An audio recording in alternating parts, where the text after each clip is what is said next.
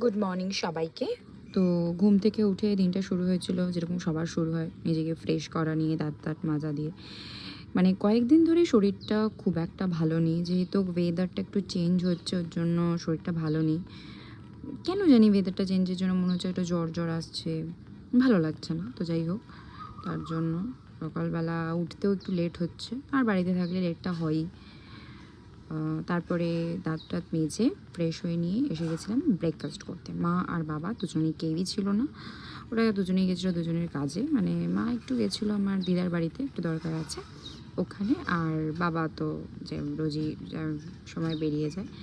আর আমি নিজের জন্য করে নিয়েছিলাম একটু ব্রেড, বাটার আর একটা পোচ, আর ড্রাই ফ্রুটসগুলো ছাড়িয়ে নিলাম। এটা আমার রোজেরই ব্রেকফাস্ট থাকে, মাঝে মাঝে চেঞ্জ হয়, এখন একটু বেশি চেঞ্জ হয়, তো রোজই স্টেপল ব্রেকফাস্টটাই থাকতো আগে।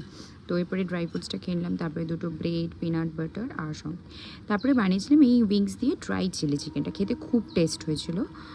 রাতে খেয়েছিলাম। আর এইটা হচ্ছে কি একটু ফ্রোজেন মোমো ছিল ঘরে, নিজেই বানানো ওটা। তারপরে খেয়ে নিয়েছিলাম পাতা বাটা, শাক, এই কুমড়োর একটা তরকারি আর শুটকি মাছ দিয়ে ভাত। প্রত্যেকটার মধ্যে দুটো জিনিস আমার দিদার বাড়ি থেকে গেছে। তারপরে দই খেয়েছিলাম, সন্ধেবেলা চা, তারপরে রুটি, ওই ড্রাই চিলি চিকেন, আর সঙ্গে একটু আগের দিনের আলুর তরকারি ছিল।